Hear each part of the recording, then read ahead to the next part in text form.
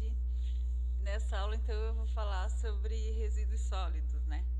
E aí eu resolvi contar um pouco sobre a minha cidade, lá onde eu nasci, que é Florianópolis, porque eu acho que é uma história interessante que se repete em muitas cidades, né? Não se sabia o que fazer do lixo.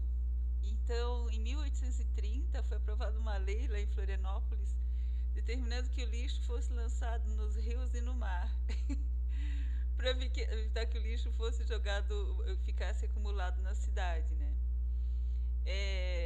Então, mas aí, desde 1830 que foi determinado isso, a lei. Mas só começou em 1877. E era o serviço de transporte era executado por pessoas lá com seus carroções e puxados por burro. Ai, gente, o destino final do lixo era as praias da Bahia Norte, onde eles jogavam os despejos, né, os dejetos. E aí começou, claro, né, foi acumulando lixo nas praias. Aí, em 1914, inventaram de construir, perto da Ponte Ercílio, o forno do lixo, que funcionou durante quase 50 anos, queimando o resíduo da capital. Da capital, né? Aí aumentou a população, aumentou a produção de lixo. Aí, em 1958, então, resolveram não queimar tudo, mas se viram obrigados, então, a jogar em algum lugar, e criou o lixão da cidade lá no bairro do Itacorubi, no Mangue. Na área de 12 hectares. Lá funcionou por 30 anos. Eu conheci bem, qualquer florianopolitano conheceu bem. E ainda, hoje em dia, não existe mais o lixão, mas aquela área ainda está lá, né? E aí o lixão do Itacorubi foi desativado em 1990. E ali, depois, isso aqui é documento que a própria empresa de saneamento do município relata, né? Que a partir de 2000 foi implantado a recuperação e organização paisagística, né? E hoje os caminhões levam o lixo para lá, que tem um centro de transferência de resíduos sólidos, e a estação de transbordo. Então, os caminhões menores, os que coletam o lixo, levam para lá, e aí uns caminhões maiores, né, ali tem um centro de triagem, de materiais recicláveis, e depois esse material é levado para outro município onde tem um aterro sanitário. Fica a mais de 40 quilômetros de distância, 43 quilômetros, lá em Biguaçu. E aí tem um projeto lá que em Florianópolis, que incluiu a população dos catadores, né, que formaram então cooperativas, e lá nas comunidades de Mocotó e Monte Verde, na Avenida Beira-Mar Norte, entre 1987 e 88, eles se juntaram, né, como parte de um projeto chamado Projeto Beija-Flor, que nas próprias comunidades, então, se trabalha isso, né? Tem a coleta seletiva no município, essas cooperativas é que processam o material. E está dito aqui que Florianópolis foi a primeira cidade do Brasil a implantar a coleta seletiva pelo sistema de porta em porta, e esse projeto Beija-Flor serviu como fonte de inspiração para outros projetos no país. O objetivo era tratar o lixo domiciliar dentro das comunidades que produziam, incentivando a coleta seletiva e o seguinte destino ao lixo: material reciclável seco e comercializado, material orgânico tratado através da compostagem, e o adubo resultante é utilizado em hortas comunitárias, e os rejeitos encaminhados ao ponto de coleta convencional mais próximo, ou seja, rejeito, né? Aí nesse portal da empresa de saneamento lá, Concap, diz que a coleta seletiva atende 100% dos bairros da cidade, sendo que 70% dos domicílios são atendidos pelo sistema porta a porta e o restante por rua geral, lixeira comunitária ou entrega voluntária. O sistema tem índice de inclusão de catadores de 62%. A produção de resíduos da capital é 5,83 kg por habitante mês. E a produção da coleta seletiva dos materiais que seguem para reciclagem corresponde a 7% do total de resíduos coletados em Florianópolis. Fora que é reciclado, 100% dos resíduos recolhidos pela CONCAP são encaminhados para aterro sanitário. Então, esse aterro sanitário ele se localiza no outro município, né? Aqui tem, ali em cima, eu peguei o dado de outra palestra lá, que Florianópolis gera 426 toneladas por dia. Isso varia porque lá é uma cidade turística, então no verão aumenta, né, essa quantidade. A coleta seletiva da empresa rende 6 toneladas por dia, enquanto que os catadores coletam 40 toneladas por dia. A separação dos materiais é feita por 3 associações, né? E o aterro sanitário, então, recebe os resíduos restantes que vão para o município vizinho lá, passam pela estação de transferência do Itacorubi, e de lá vão de caminhão para o município, que fica distante 43 quilômetros. Aqui eu achei conveniente dar uma explicação do que é um aterro sanitário, né? O aterro sanitário é um local de deposição de lixo no solo, mas que tem dispositivos para evitar a contaminação do solo, né? E também para evitar a poluição atmosférica. Então, faz-se um buraco no chão lá, cava, né? Em degraus grandes, assim. Aí vai colocando lixo, e onde é colocado o lixo são colocados também tubos para coleta de gás, e esse gás é queimado. No fundo desse local, no fundo das leiras, que é onde é colocado o lixo, no fundo é colocado uma manta de PVC e por baixo argila, para evitar que o líquido chamado chorume, né, que ele percole para o solo. Então o solo fica protegido por uma manta e primeiro uma camada de argila e depois uma manta. Para quê? Para evitar que a matéria orgânica em decomposição lá gera um líquido rico em matéria orgânica e extremamente poluente. Então esse chorume ele fica contido graças a essa manta, e esse chorume, esse líquido é coletado e tratado numa estação de tratamento de chorume, né? E a cada vez que o lixo é depositado, ele é coberto, então não tem mau cheiro, não tem urubu, não tem, e o lençol freático também é protegido, né? Então um aterro sanitário bem operado, ele não gera a poluição diretamente, como acontece num lixão, né?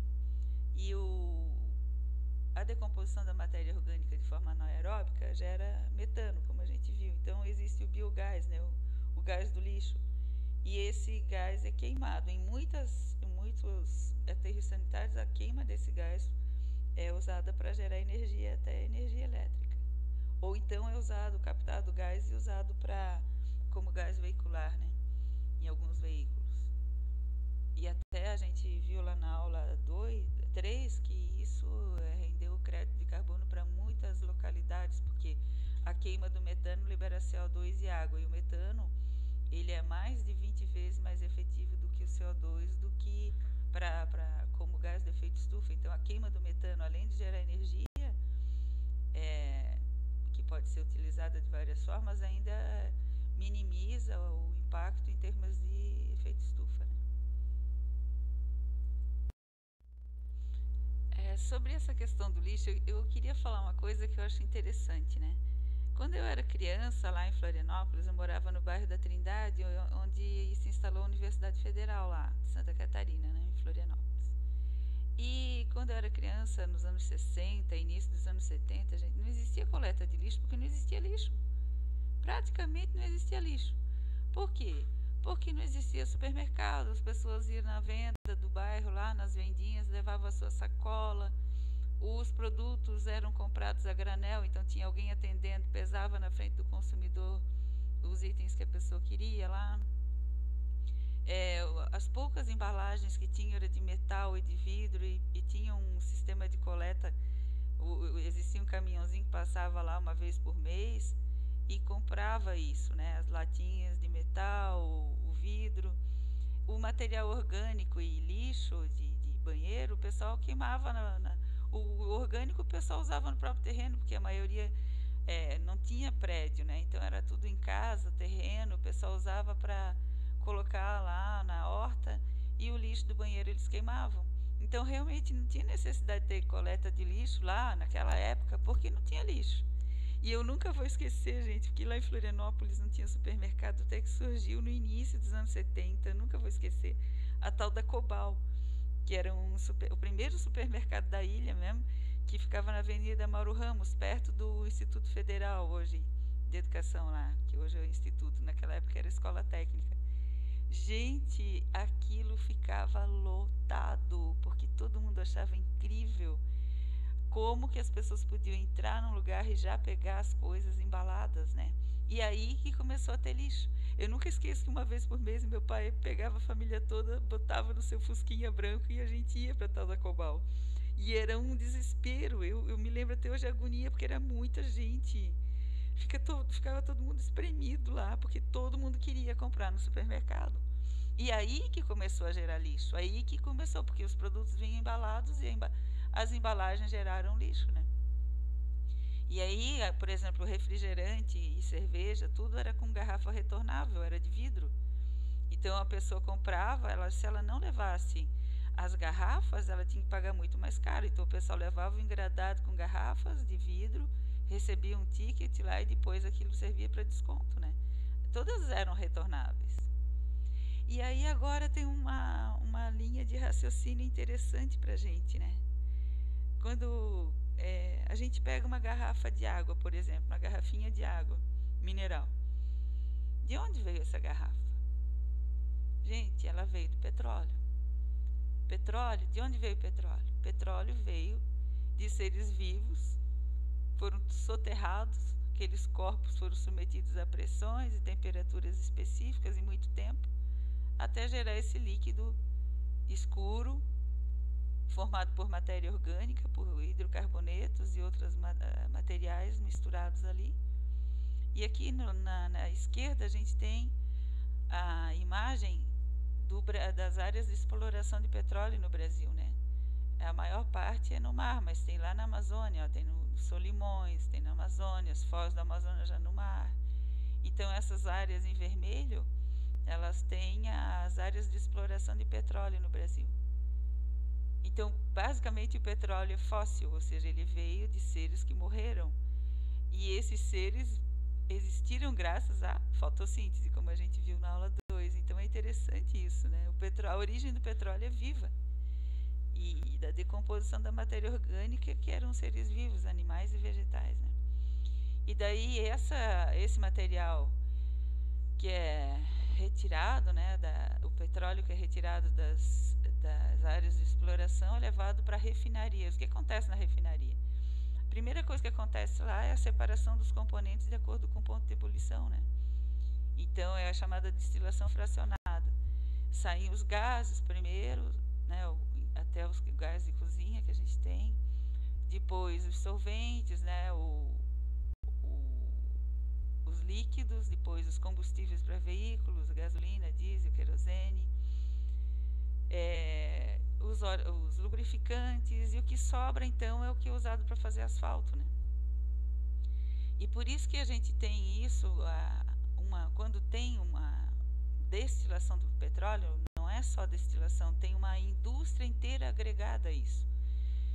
Por quê?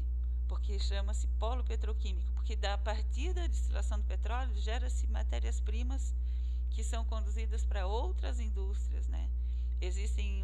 No polo petroquímico existem muitas indústrias que processam aquele material e transformam em outros materiais que vão ser usados como matérias-primas. Então nessa figurinha ali do Brasil Escola tem, né, o etileno, que pode gerar álcool etílico, ele pode gerar polietileno, óxidos de etileno, o cloreto de etila, né, que depois vai gerar o PVC também, aditivo de gasolina, o buteno, que gera borracha. Então, é uma série de produtos que surgem a partir do processamento do petróleo.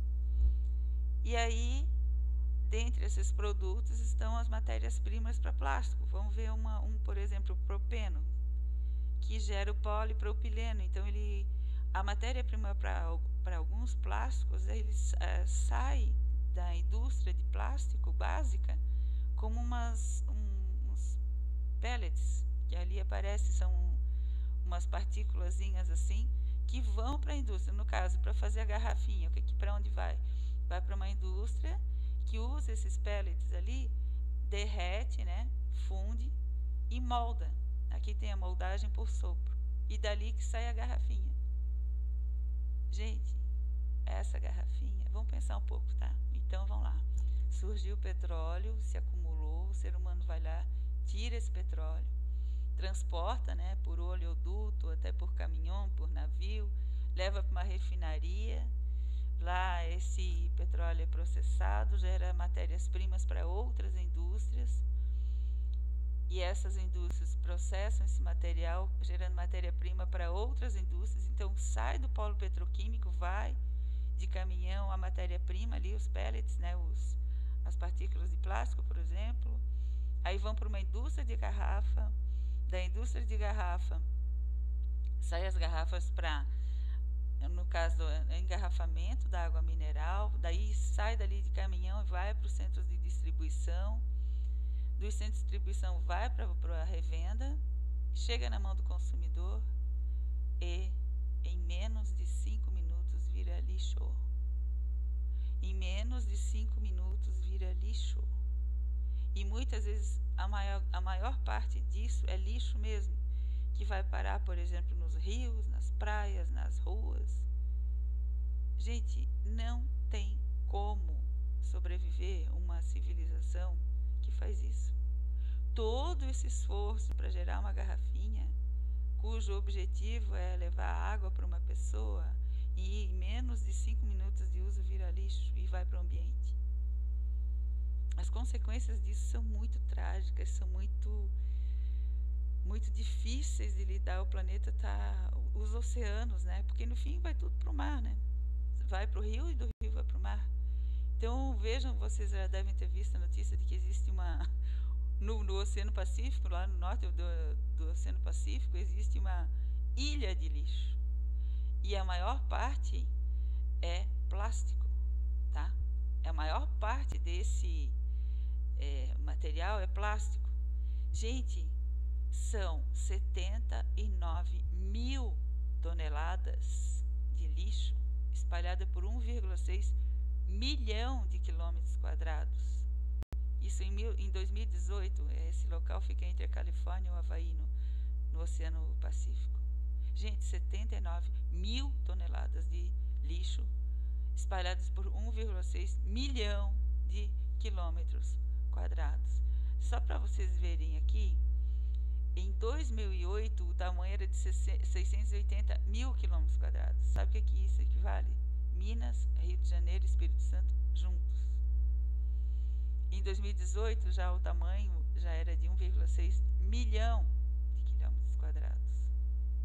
É uma loucura, é lixo, é uma ilha de lixo.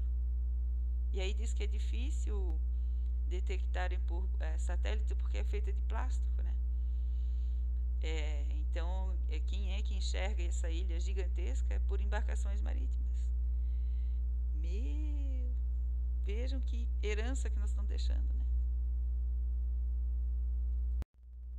Aqui eu trouxe alguns dados oficiais sobre o contexto da gestão dos resíduos sólidos no Brasil, né? Aqui tem, nesse primeiro, no lado esquerdo, aqui tem eu vou apresentar vários dados desse documento, que é a apresentação do Plano Nacional dos Resíduos Sólidos, que está em consulta pública. Então, são dados do Ministério do Meio Ambiente, né? E lá está escrito que a disposição final adequada em aterros sanitários em 2019 foi de 59,5, ou seja, aproximadamente 119 mil toneladas por dia, enquanto que lixões e aterros controlados, que não são maneiras adequadas de tratar o lixo, receberam 80 mil toneladas de resíduos por dia.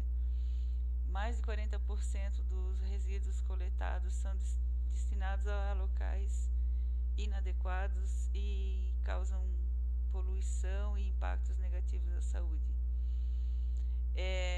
E, além disso, eles também destacam que em todas as regiões do país existem essas formas inadequadas de deposição dos resíduos, né?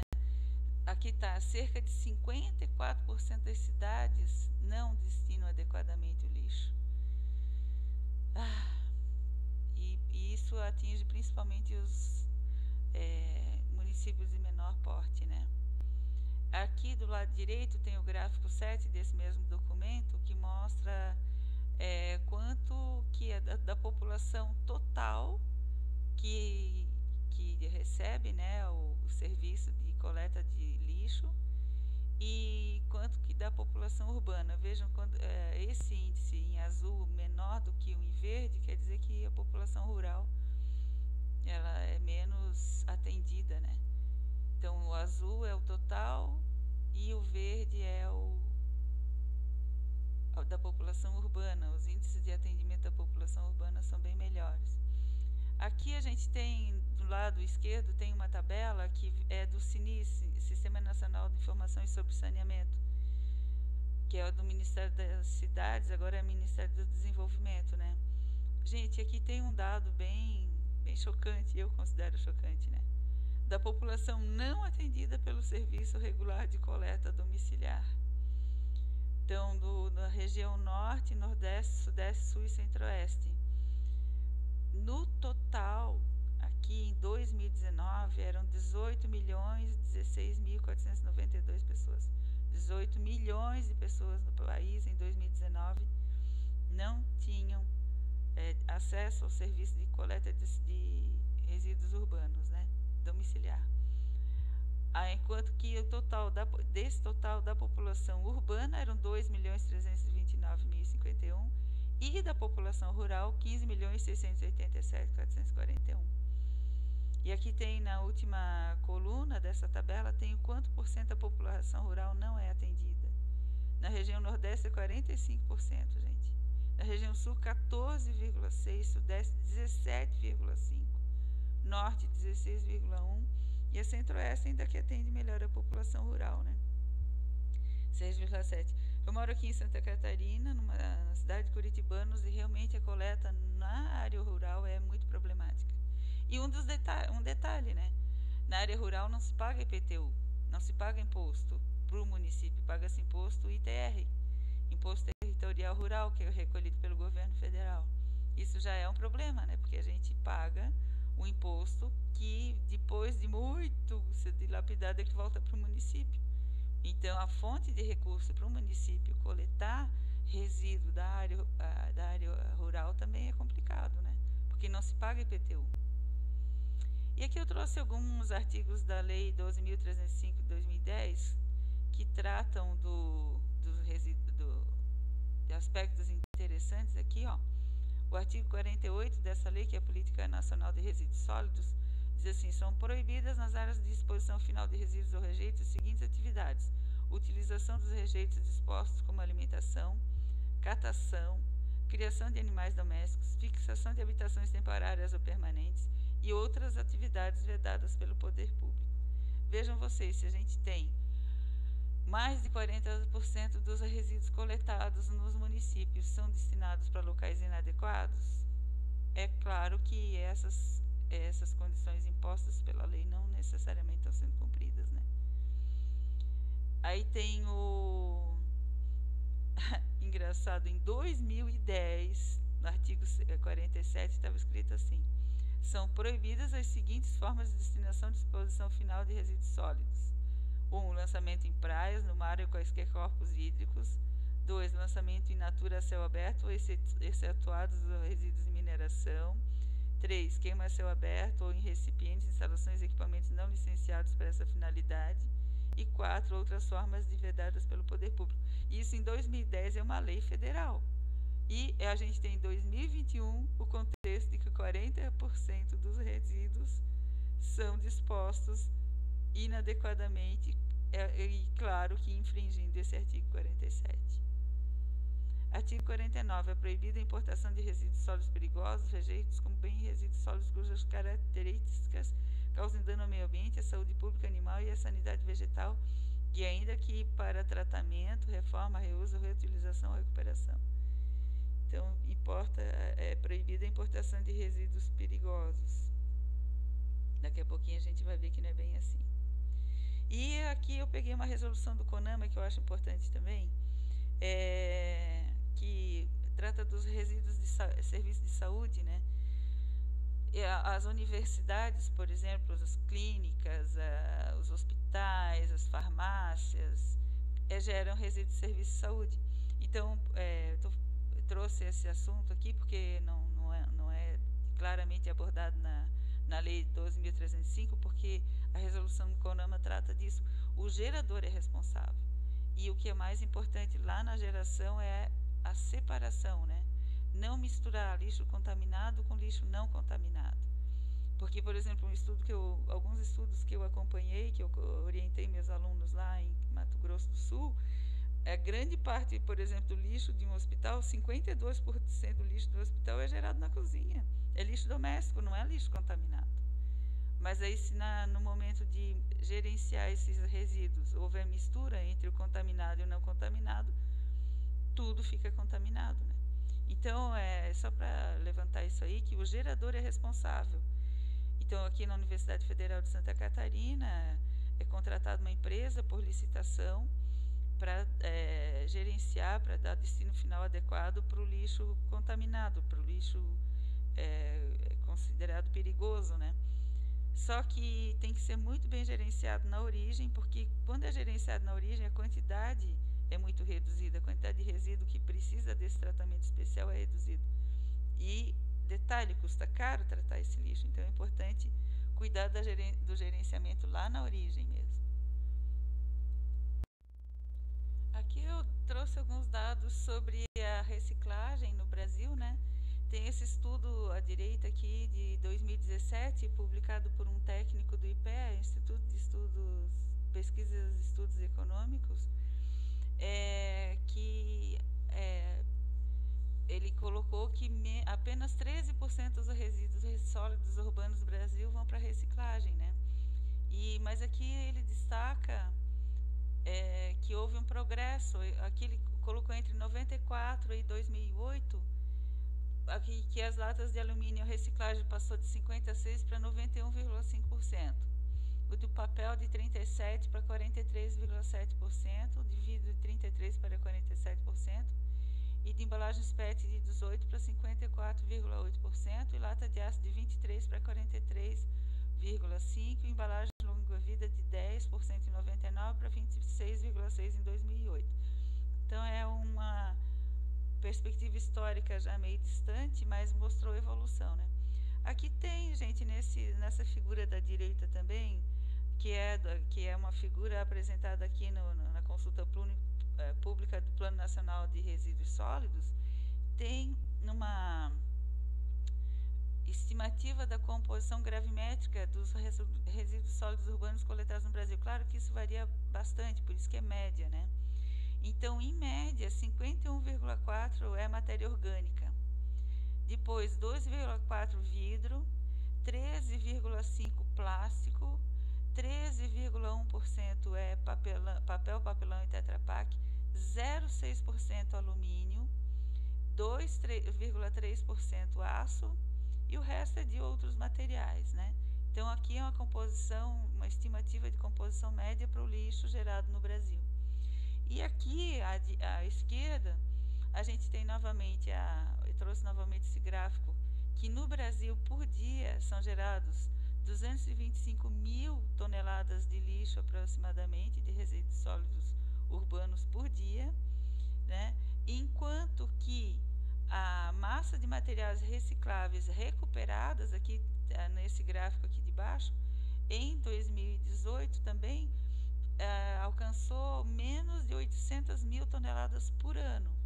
Então, vejam vocês, gera-se 225 mil toneladas por dia e a reciclagem conseguiu dar conta de 800 mil por ano, no ano.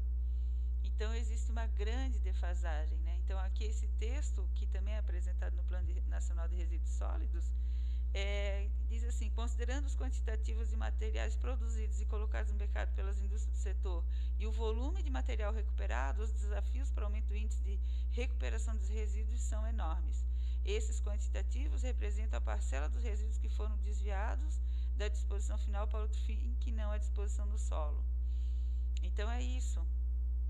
Aqui embaixo o gráfico 8 demonstra o volume de resíduos recuperados para reciclagem, alcançando maior massa de resíduo recuperada em 2018, sendo registrada a recuperação de 923.286 toneladas de resíduos secos. Ou seja, esse dado confirma o outro dado lá, que apenas 13% dos resíduos no país vão para reciclagem, né? Embora defasado. E aqui embaixo, então, à esquerda, tem a relação dos municípios que declaram que tem coleta seletiva. Em 2018, 1.322 municípios declararam que tinham e 2.146, ou seja, quase o dobro, declararam que não tinham coleta seletiva. Gente, é importante dizer uma coisa, né? Aqui em Curitibanos, por exemplo, houve uma tentativa de estabelecer coleta seletiva, houve a licitação, uma empresa venceu e essa empresa desistiu. Por quê? Porque acabou tendo uma competição com os catadores. Os catadores passam em determinados horários coletando o lixo que tem interesse comercial e quando a empresa passava para recolher, aqueles materiais que poderiam ter valor agregado já tinham sido coletados. Então, o lucro da empresa ficou muito baixo e não se manteve, né? Não conseguiu se manter. É uma questão complicada essa da coleta seletiva, por isso que essas iniciativas de incluir associações e cooperativas de catadores é muito importante, porque essas pessoas têm que ser incluídas. Inclusive, é uma injustiça colocar essa gestão tão importante dos resíduos, que é a recuperação para reciclagem, essa tarefa com pessoas totalmente desassistidas pelo poder público, sem seguridade social, sem nada, né?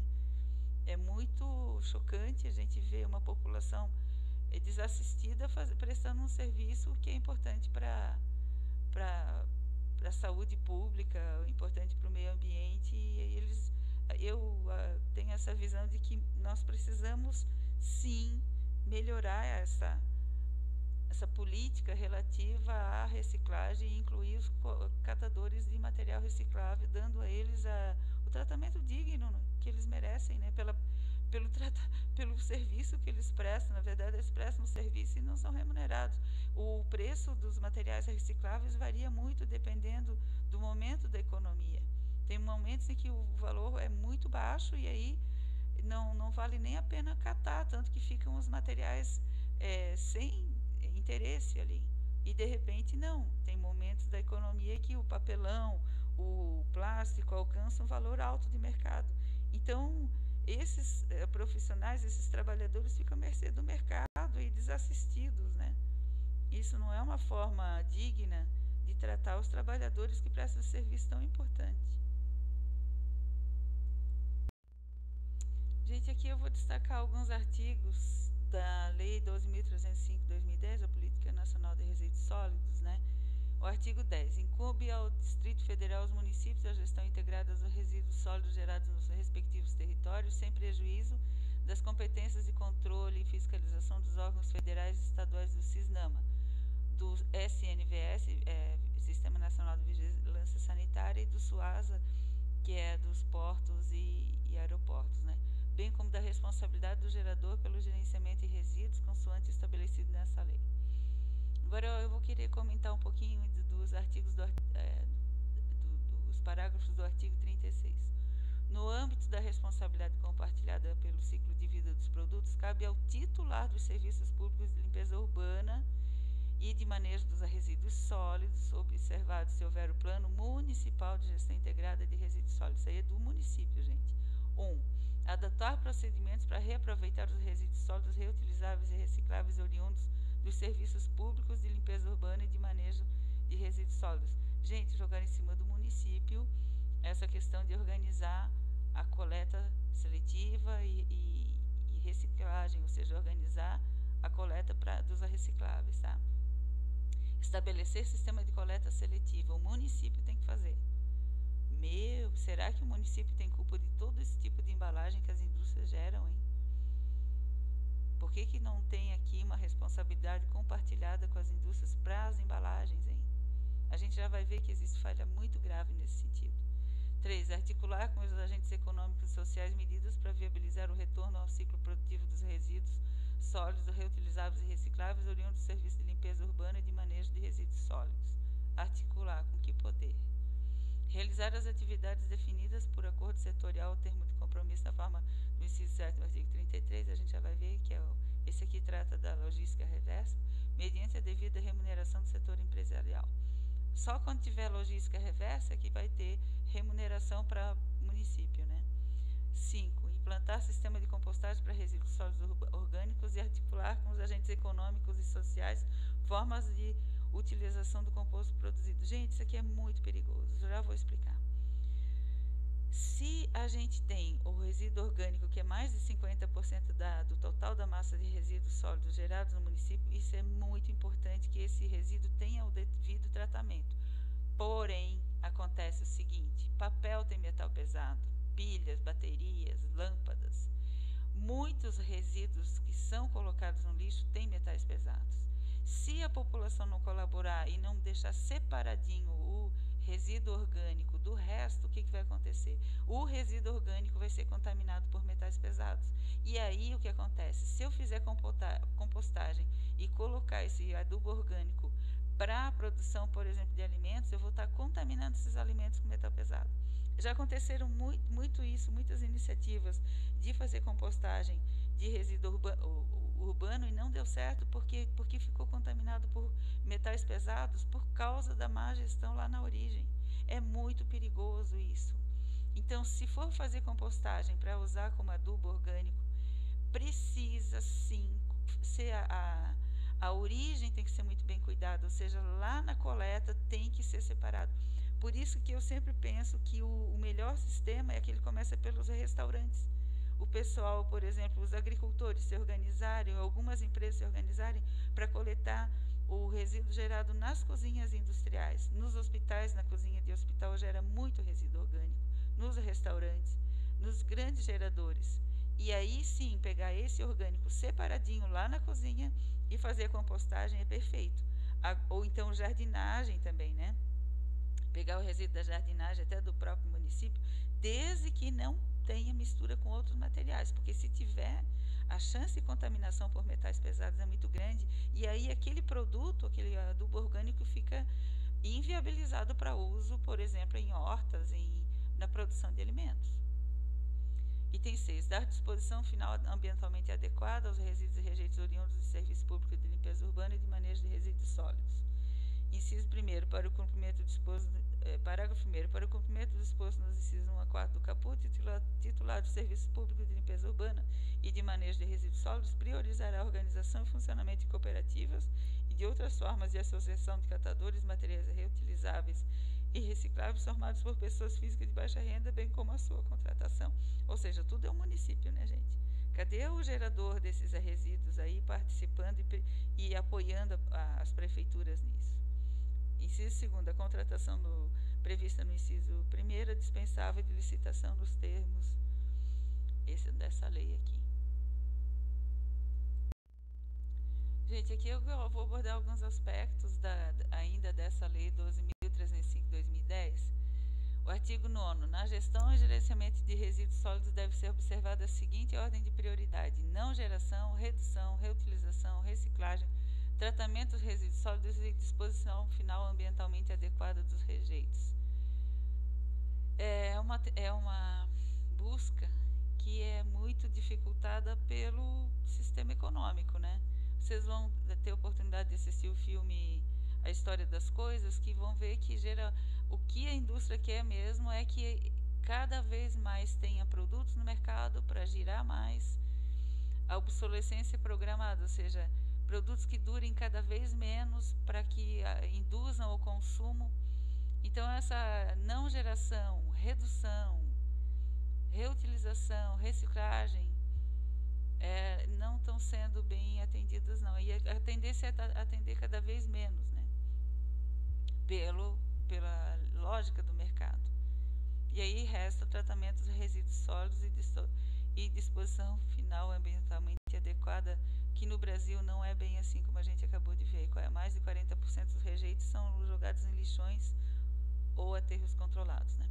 Esse artigo 9º tem um detalhe aqui. Poderão ser utilizadas tecnologias visando a recuperação energética, ou seja, a incineração dos resíduos sólidos urbanos, desde que tenha sido comprovada sua viabilidade técnica e ambiental e com a implantação de programa de monitoramento e emissão de gases tóxicos aprovado pelo órgão ambiental.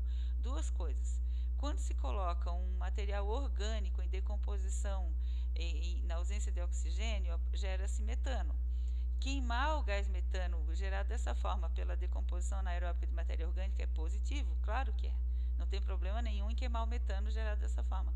Agora, a incineração de resíduo urbano, isso é um crime. Primeiro, porque o resíduo urbano tem uma mistura complexa de materiais e variável, a cada minuto muda a composição. Então, como é que eu vou fazer um sistema de queima controlado com condições ideais? Para que não gere dioxinas e furanos, foi o que a gente viu lá nas aulas anteriores. Então, vai gerar dioxinas e furanos isso, se a queima for mal feita, como a gente viu na aula sobre a Política Nacional do Meio Ambiente, aula 5. Então, e outra coisa, no Brasil não tem laboratório, não tem gente, não tem equipamento em quantidade suficiente para monitorar. Então, como que vai permitir a incineração se não tem como monitorar as emissões gasosas? Qual é a prefeitura que vai conseguir pagar por isso? Porque é caríssimo manter um incinerador que funcione bem. Então, a gente permite a incineração de resíduos no Brasil, mas a gente não tem condições de controlar.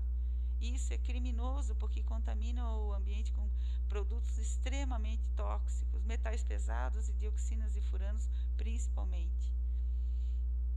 Bom, agora no artigo 16 tem dos planos estaduais de resíduos sólidos. A elaboração do plano estadual de resíduos sólidos é condição para os estados terem acesso a recursos da União ou por ela controlados, destinados a empreendimentos e serviços relacionados à gestão de resíduos ou para serem beneficiados por incentivos ou financiamento de entidades federais de crédito ou fomento para tal finalidade. Serão priorizados no acesso a tal recursos da União os estados que instituírem microrregiões para integrar a organização, planejamento e execução das ações a cargo dos municípios limítrofes na gestão dos resíduos sólidos. A maioria dos estados brasileiros fez o seu plano estadual de resíduos sólidos. Aqui eu tenho o de Santa Catarina, que vai ser citado aqui daqui para frente nessa aula, né? Então, de Santa Catarina tem o plano estadual de resíduos sólidos, está disponível na internet, tem informações bem interessantes ali. E também o município onde a gente está, o município de Curitibanos também tem, tá? O Plano Municipal de Gestão Integrada de Resíduos Sólidos, aqui diz no artigo 18. A elaboração do Plano Municipal de Gestão Integrada de Resíduos Sólidos é a condição para o Distrito Federal e os municípios terem acesso aos recursos da União ou por ela controlados, destinados a empreendimentos e serviços relacionados à limpeza urbana e o manejo de resíduos sólidos, ou para serem beneficiados por incentivos ou financiamento de entidades federais de crédito ou fomento para tal finalidade. Então, e aí diz aqui que quem vai ter prioridade no acesso, os municípios que optarem por soluções consorciadas e intermunicipais. Aqui em Curitibanos tem o COINCO, consórcio intermunicipal, que reúne vários municípios aqui da região, que contratam os serviços e tudo de forma coletiva. Isso é muito positivo. E aqui em Curitibanos tem um aterro sanitário, onde é tratado o resíduo coletado em todos esses municípios aí.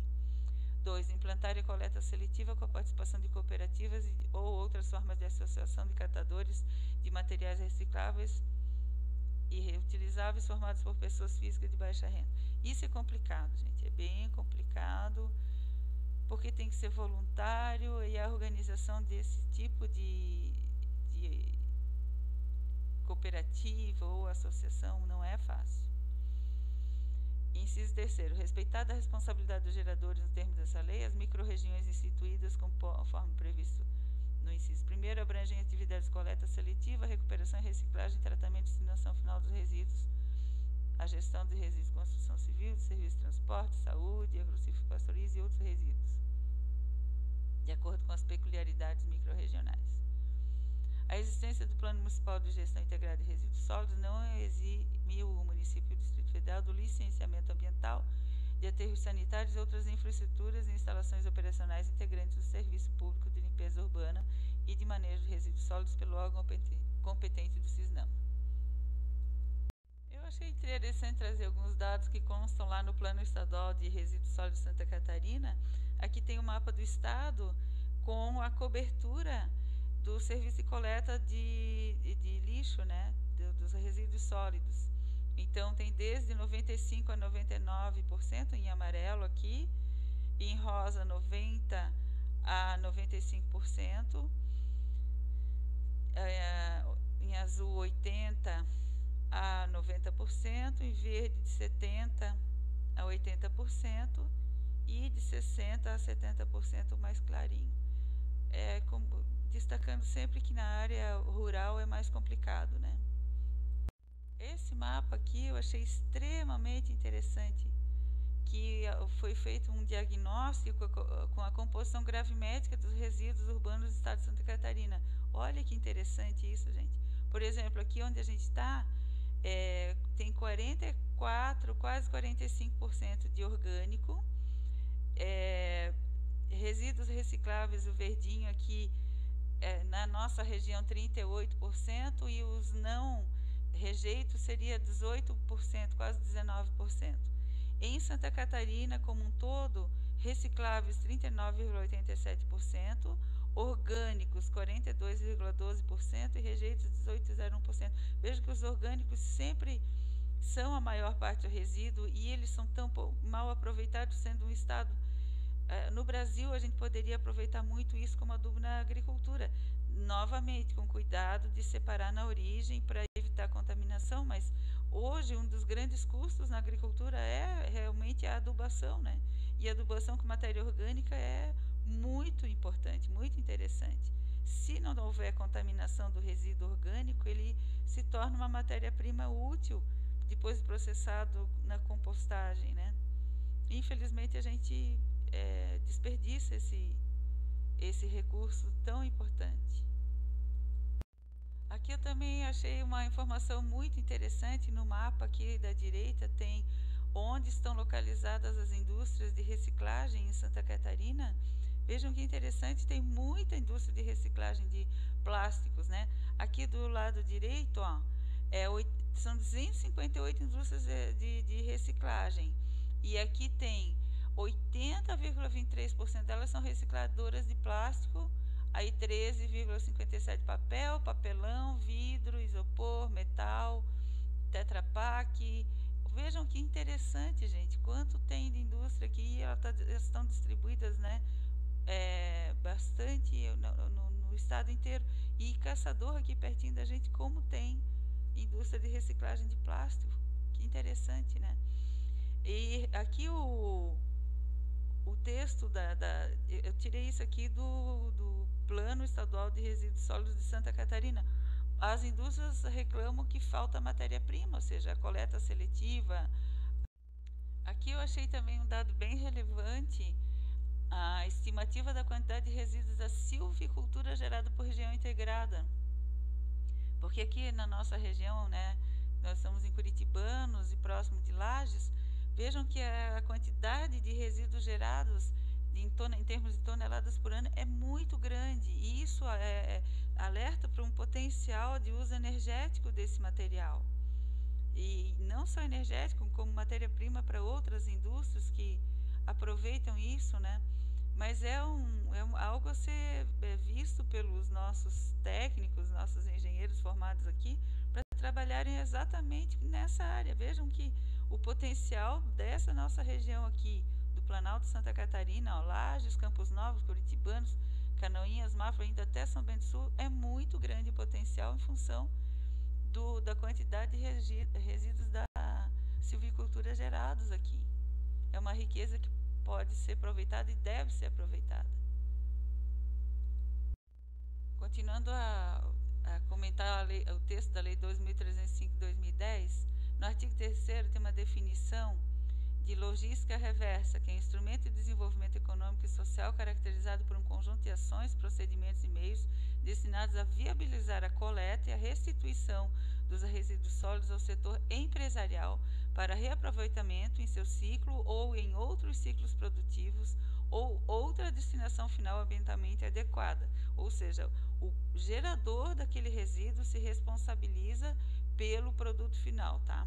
Artigo 33. São obrigados a estruturar e implementar sistemas de logística reversa mediante retorno dos produtos após o uso pelo consumidor, de forma independente do serviço público de limpeza urbana e de manejo dos resíduos sólidos, os fabricantes, importadores, distribuidores e comerciantes de 1.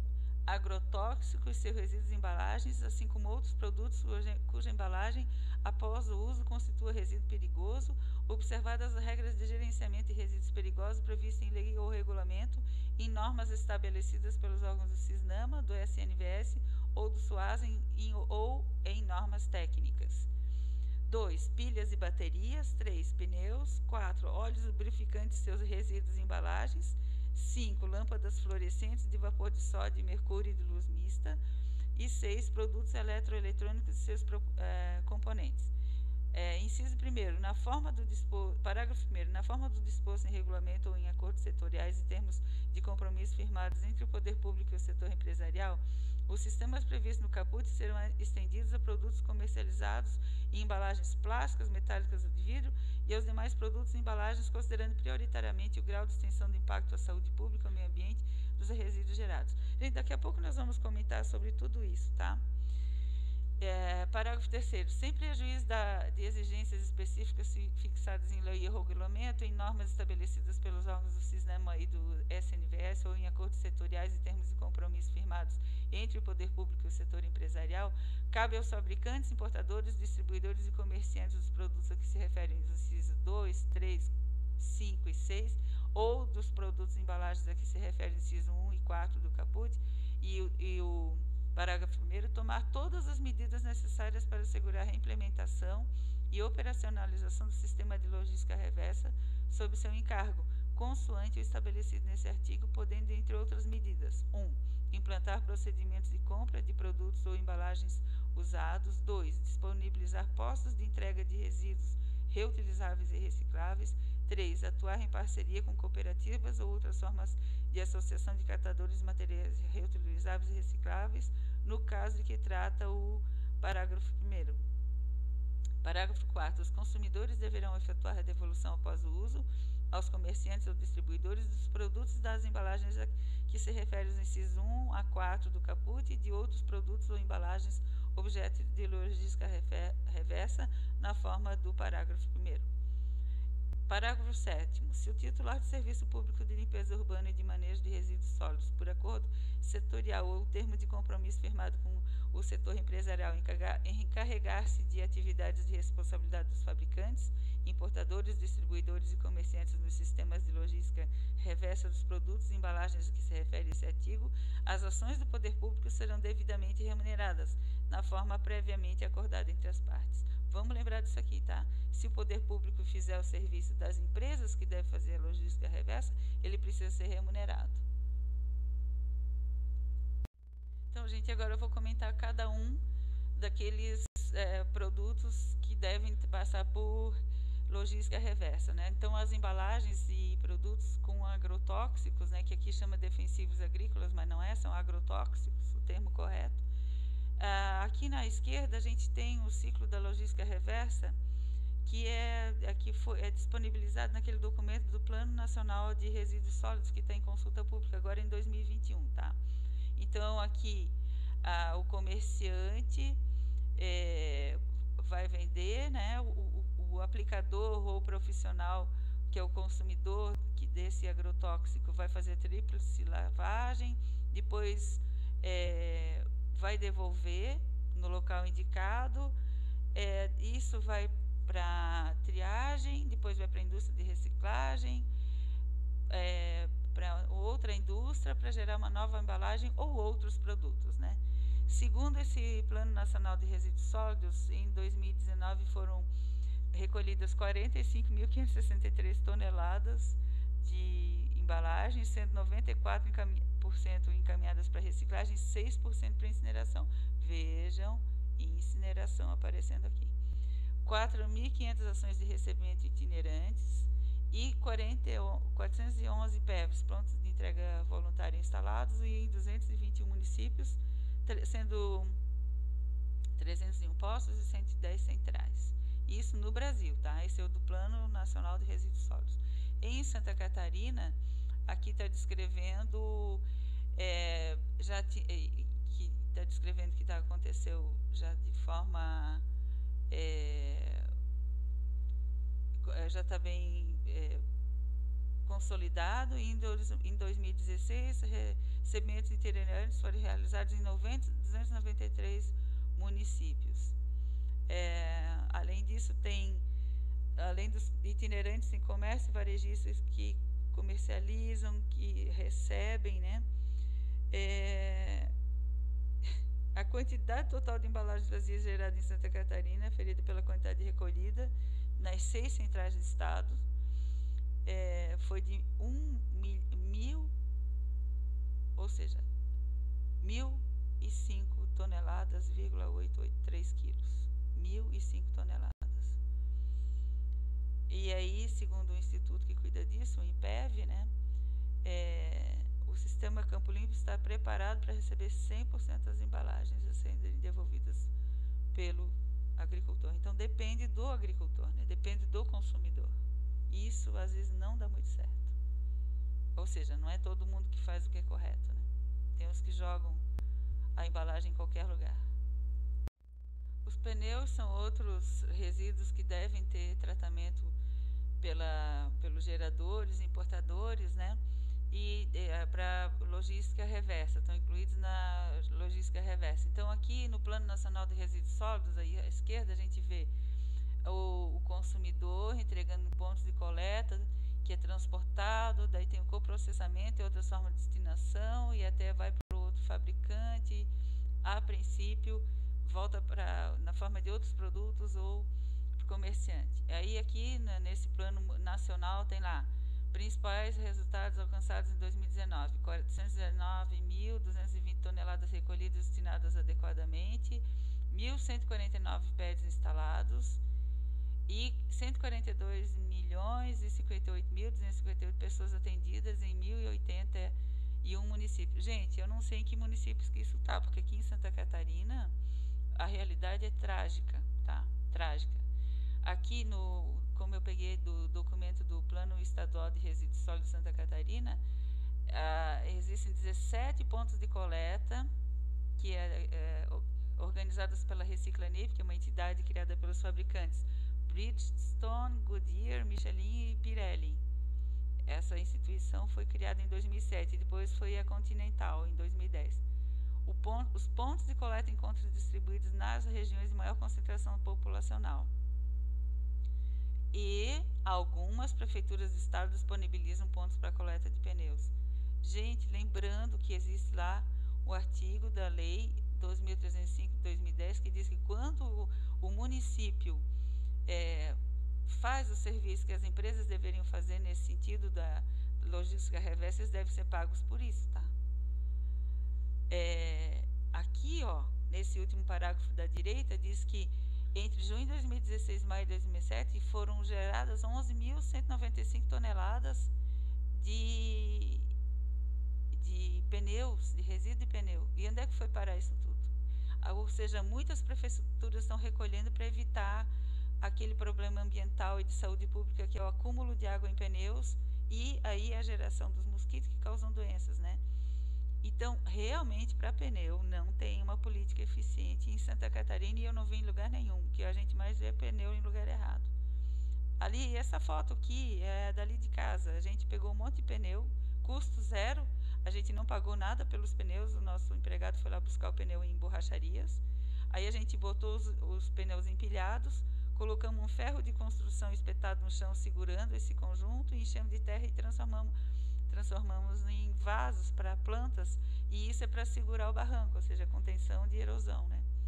Eu botei aqui porque é uma ideia, porque já que sobra pneu para tudo que é lado, quem sabe as pessoas começam a usar de uma forma saudável, né? Mas efetivamente para pneu não está funcionando. E detalhe, vejam, eu coloquei aqui essa resolução CONAMA de 2009, gente, resolução CONAMA de 2009, nós estamos em 2021.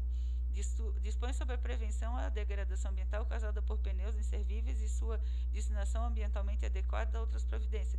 Gente, artigo 1º dessa resolução CONAMA.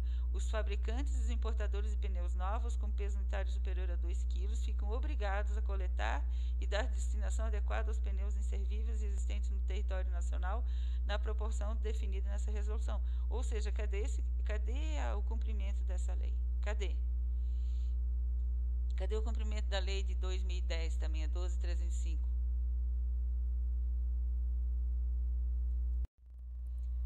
Aqui em termos de lâmpadas fluorescentes, gente, essas lâmpadas têm mercúrio dentro, tá? Então, nesse documento do governo federal, do Plano Nacional de Resíduos Sólidos, mostra qual seria a sequência para a logística reversa de lâmpadas fluorescentes. O comerciante, o consumidor, depois descarte nos pontos de entrega que deveriam existir, triagem, consolidação, indústria de reciclagem. Dali seriam gerados vidro, alumínio e mercúrio, vários destinos, né? E isso tudo deveria estar sendo já acontecendo, porque isso é uma lei de 2010 que prevê a logística reversa dessas lâmpadas, gente. É ínfimo. Olha aqui os resultados, tá? 644 toneladas de lâmpadas recolhidas e destinadas adequadamente em 2019. 170 milhões, gente, 170 milhões, 219, 170 pessoas atendidas, 429 municípios, isso absolutamente está incorreto. 1.930 pontos de entrega voluntária instalados, não sei aonde, de lâmpadas de mercúrio, nunca vi. 32 kg de mercúrio recuperado, retirado do meio ambiente. Eu não sei de onde tirar esses dados, que 170 milhões de habitantes, em 429 municípios. Não sei de onde tiraram isso. E por que é tão preocupante? Porque essas lâmpadas têm mercúrio dentro, gente. O mercúrio é um metal extremamente tóxico. Extremamente tóxico. Aqui está explicando, é um capítulo do livro aqui de um pessoal especializado nisso, que mostra os riscos do mercúrio para a saúde humana. Seus efeitos neurológicos são devastadores, em particular no sistema nervoso central e periférico de crianças. A intoxicação aguda resulta em incoordenação da atividade muscular voluntária, dificuldade de articulação das palavras, perda de sensibilidade, retardo mental, cegueira e perda de audição. E intoxicações crônicas, sinais clínicos são mudança de comportamento, tremor anormal, reflexo exagerado. Gente, é extremamente grave a contaminação por mercúrio e é irreversível. O mercúrio se liga irreversivelmente aos componentes das células, causam problemas neurológicos gravíssimos. E a gente vê criança brincando com isso aqui. Eles moem esse vidro para fazer cerol, para pipa, para soltar pipa. Coisa que mais tem é lâmpada quebrada em qualquer lugar. Meu Deus, isso é muito sério, gente.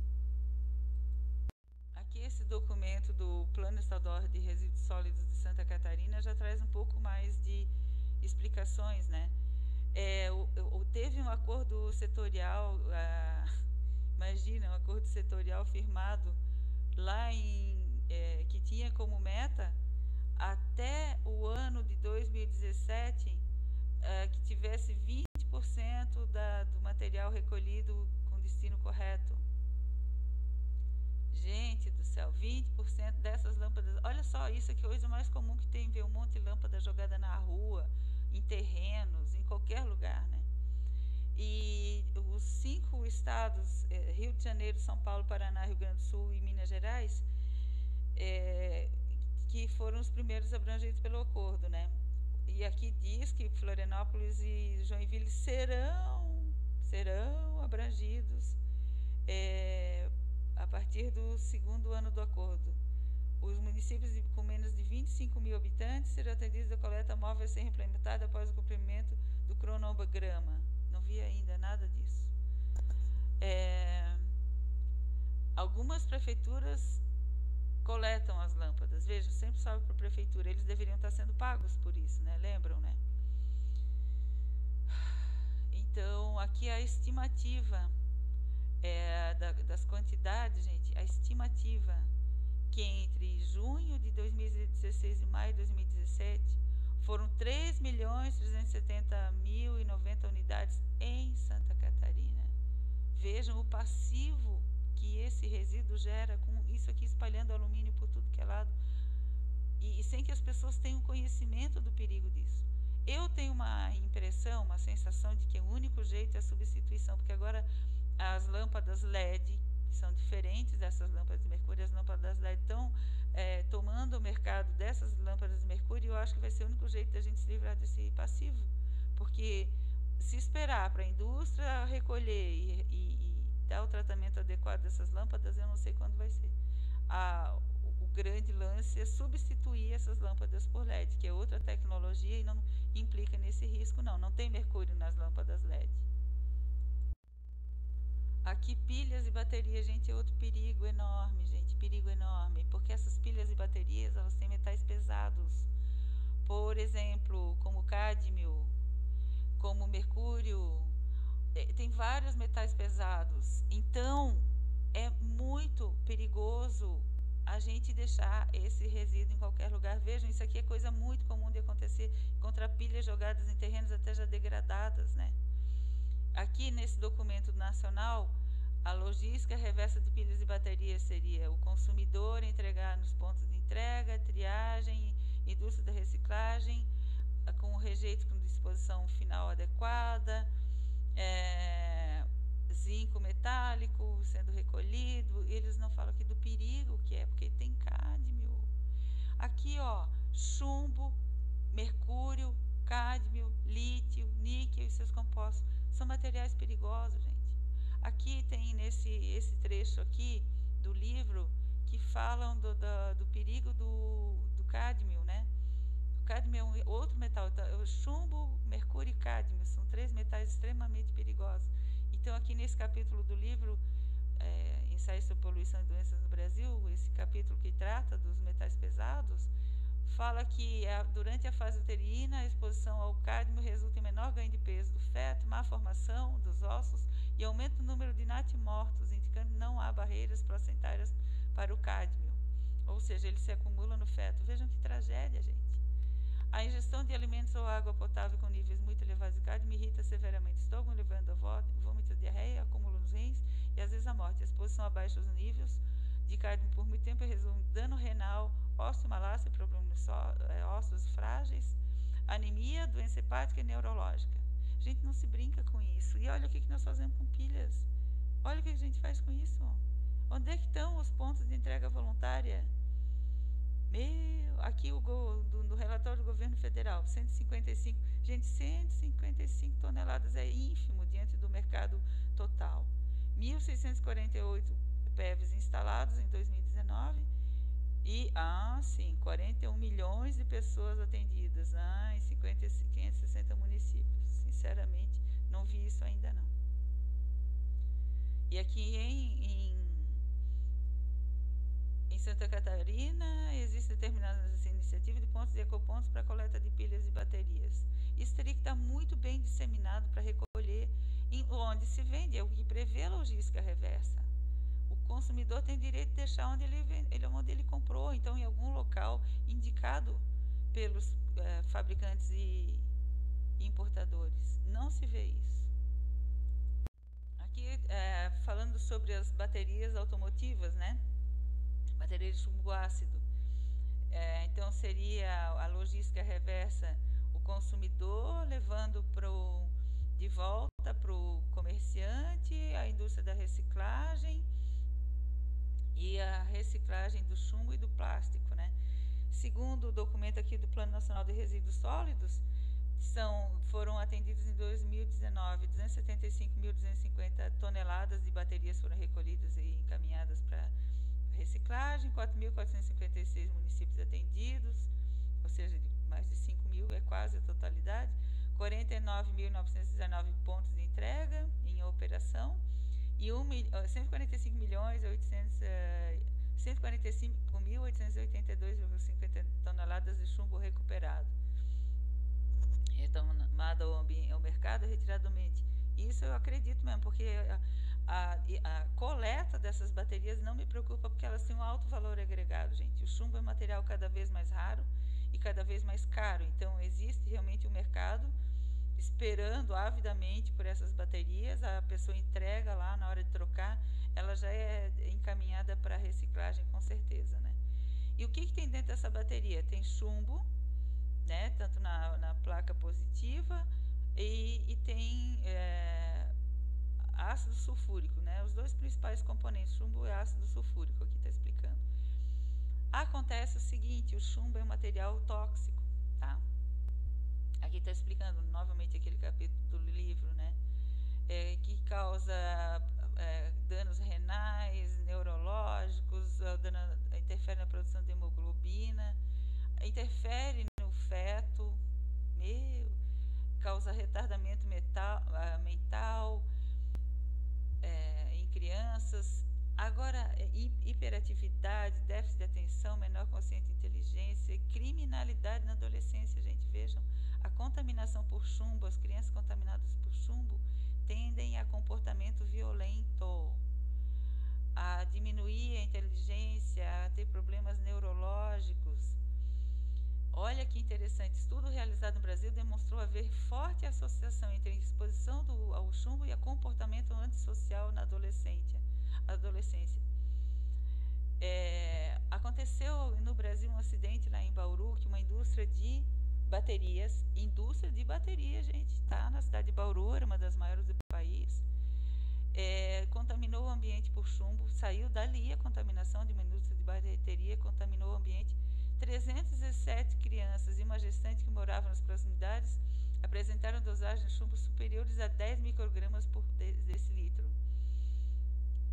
Depois fizeram estudo e revelaram que esses jovens afetados pela contaminação por chumbo apresentavam maior tendência ao comportamento antissocial e violento. Olhem que loucura.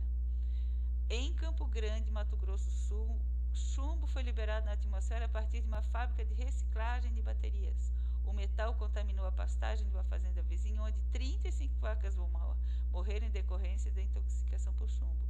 Não foram divulgados estudos abordando a avaliação do impacto daquela contaminação nos trabalhadores e nos moradores das áreas próximas, sem falar dos consumidores do leite que aquelas vacas geraram, da carne que foi tirada dali. Ou seja, só queria dizer uma coisa, na maioria dos países do primeiro mundo, não se consegue mais instalar a indústria de reciclagem de bateria, porque a tendência é que o ambiente fique contaminado por chumbo na vizinhança. No Brasil, a gente não vê restrição para isso. E cada vez que vai se estudar, encontra-se sim contaminação ambiental por chumbo em áreas próximas a indústrias de reciclagem de baterias. Portanto, é um tipo de indústria perigosa e que mereceria muito cuidado por parte das autoridades de controle ambiental, do CISNAMA e também órgãos de controle da saúde pública, para acompanhar, para monitorar esse tipo de empresa, fabricantes e recicladores de baterias, por causa do risco da contaminação ambiental por chumbo e os efeitos na saúde pública das pessoas afetadas. Aqui falando de óleos lubrificantes, que é outro item lá do artigo 33 da Lei Política Nacional de Resíduos Sólidos, que tem que ter logística reversa. A gente tem então o comerciante, o consumidor, pontos de entrega, o coletor de óleos. Esse ciclo aqui de logística reversa é bem visível nos municípios, a gente vê isso, existem caminhões que vão coletar. E aqui os resultados de 2019, 489.419.000 litros de óleo lubrificante coletados e destinados adequadamente, e coleta realizada em 4.249 municípios.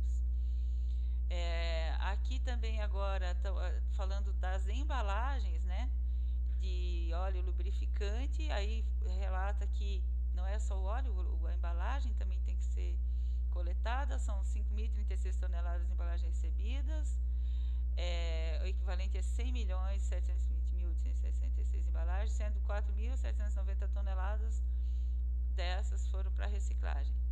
4.310 municípios atendidos e 177 PEVs instalados. Aqui em Santa Catarina, né, fala da embalagem das embalagens de óleo e que a logística reversa está sendo estruturada e disponibilizada pelos fabricantes. A estimativa da quantidade de geração de óleos lubrificantes foi de 225,48 toneladas entre junho de 2016 e maio de 2017. Aqui a gente observa realmente acontecendo nos municípios essa coleta. Óleo lubrificante usado, pelo menos, tem se observado. Outro item que está lá previsto, a logística reversa, é o de eletroeletrônicos. Segundo consta aqui no Plano Nacional de Resíduos Sólidos, foram 332 toneladas recebidas, ínfimo resultado para 2019, 70 municípios atendidos e 228 PEBs.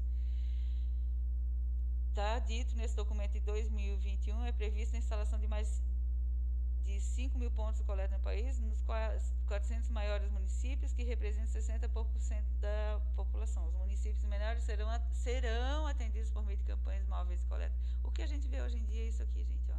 Lixo eletrônico largado em qualquer lugar, né? Em Santa Catarina também a quantidade estimada gerada foi de 187 toneladas entre junho de 2016 e maio de 2017, e poucos locais, pouquíssimos, se é que existem, para tratamento disso, que é aterro classe 1 ou reciclagem, ou seja, para eletroeletrônicos. E realmente tomara que esse plano do governo federal funcione, porque atualmente não existe, não se tem logística reversa, pelo menos até onde eu conheço, não se tem. É ínfimo. Então, além daqueles metais pesados e componentes perigosos que tem nos eletroeletrônicos, que não estão sendo coletados nem tratados adequadamente, a gente tem uma outra realidade, que é dos medicamentos, né, gente? Agora, em 2020, apareceu aqui uma tentativa de implantação de logística reversa de medicamentos domiciliares, que vai operar em fases, né? A primeira fase, que começaria na data de publicação do decreto, seria a instituição de um grupo de acompanhamento e performance, e depois a fase 2, depois de 120 dias, seria a subsequente à conclusão da fase 1, seria a habilitação de prestadores de serviço que poderão atuar no sistema de logística reversa de medicamentos vencidos ou em desuso, a elaboração de plano de comunicação para divulgar a implementação do sistema da logística de reversa. Eu já observei em alguns pontos aqui de Curitibanas e de Florianópolis, já tem local que recebe medicamentos vencidos. Felizmente já está começando a funcionar isso aqui. Gente, aqui nesse Plano Nacional de Resíduos Sólidos diz que em 25 de 11 de 2015 foi feito um acordo setorial para a implantação do sistema de logística reversa de embalagens em geral, tá? E tem como objetivo garantir a destinação final ambientalmente adequada de embalagens. As embalagens objeto do acordo já fazem 6 anos, tá? 5 anos e meio. As embalagens, os objetos do acordo setorial são compostas de papel e papelão, plástico, alumínio, aço, vidro, ou ainda pela combinação desses materiais com as embalagens cartonadas longa-vida, por exemplo. Por meio de acordo setorial, fabricantes, importadores, comerciantes e distribuidores de embalagens de produtos comercializados em embalagens se comprometem a trabalhar de forma conjunta para garantir a destinação final ambientalmente das embalagens que colocam no mercado. A primeira fase de implementação do sistema de logística reversa teve duração de 24 meses. Que bom. Durou então até 2017. Eu queria ter tido notícia disso. O acordo contempla apoio a cooperativas de catadores de materiais recicláveis e parceria com o comércio e a instalação de pontos de entrega voluntária.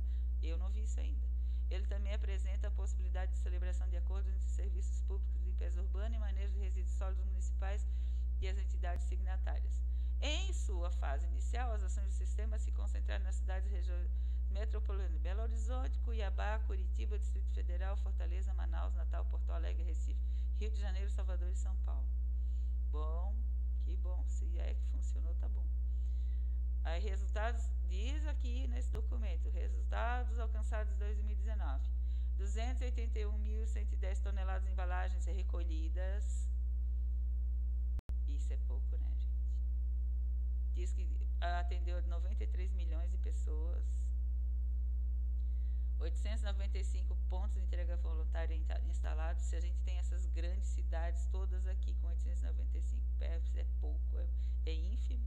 E 502 cooperativas apoiadas em ações estruturantes. Bom, eu não sei de vocês, mas eu não tive notícia nada disso. Mas os números mostram que é ínfimo mesmo. Vejam o que a gente vê toda a vida na televisão: enchente. O que tem na enchente? Plástico, lixo. É isso que a gente vê. Aqui, ó, invasão de lixo em Salto. Salto é uma cidadezinha de São Paulo onde passa o rio Tietê. Quando chove muito, lá vem o lixo todo para a cidade. Vejam que a maior parte é plástico. E isso vai para o Tietê, vai até que chega no mar e vai contaminando tudo. Olha esse artigo que eu queria tanto divulgar faz tempo, porque eu vi em 2009 e agora eu vou ter oportunidade. Gente, vejam esse artigo numa revista científica boa, chamada Química Nova, uma revista brasileira. Estudo de metais e de substâncias tóxicas em brinquedos. Gente, em brinquedos importados, eles encontraram cádmio, chumbo, cromo, zinco e alumínio. E além de substâncias orgânicas tais como os fitalatos. Lembra os fitalatos, desreguladores endócrinos?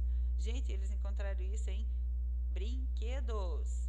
Encontraram material radioativo tório. E uma das amostras é radioativo, tá? Isso nos brinquedos importados. Em brinquedos similares fabricados no Brasil, e não encontraram irregularidades, ou seja, isso em brinquedo importado. Vejam vocês que esperteza de quem tem lixo perigoso para se livrar. Estou eu lá num país industrializado, cheio de resíduo tóxico, para me dar jeito, porque o órgão ambiental lá está me exigindo que eu dê o tratamento adequado. O que eu faço? Muito fácil. Pego plástico, derreto esse plástico, misturo meus resíduos ali, transformo isso em brinquedos e outras coisas que eu vou exportar. Quem é que vai saber naquele monte de brinquedo, naquele monte de coisa que vem? Quem é que vai saber que ali dentro está incorporado lixo tóxico? Quem que vai saber que ali está incorporado metal pesado, que era resíduo lá naquele país de origem? Quem que vai conseguir analisar tudo isso? Gente, esse estudo é muito importante, porque eles analisaram, eles demonstraram que tem brinquedos chegando no Brasil contaminados por metais pesados, lixo químico vindo incorporado nos plásticos dos brinquedos. E não é só brinquedo que tem plástico que vem de fora. Sabe lá o quanto de coisa está vindo importado com metal pesado agregado, ou seja, uma boa maneira dele se livrar do lixo é mandar para o Brasil incorporado em plástico. Isso aqui, esses plásticos, não pode continuar assim, gente. Tem que ter logística reversa para embalagem, sim, mas é para ontem.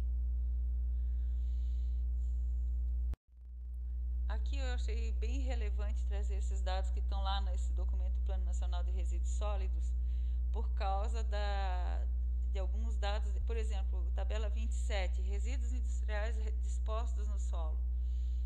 Aqui, por ano, de 2013 a 2016, vejam a quantidade de resíduos industriais dispostos em toneladas, né?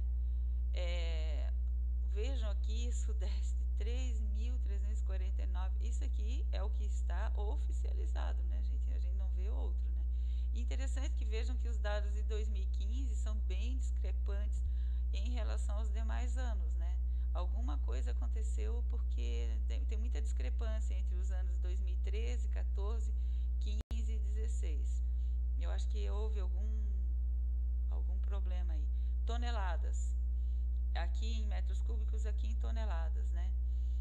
Também aqui houve uma discrepância de dados. Mas, de qualquer forma, vejam, na região sul, 4.274.008 toneladas de resíduos industriais. São Paulo, Sudeste, 72 milhões de toneladas.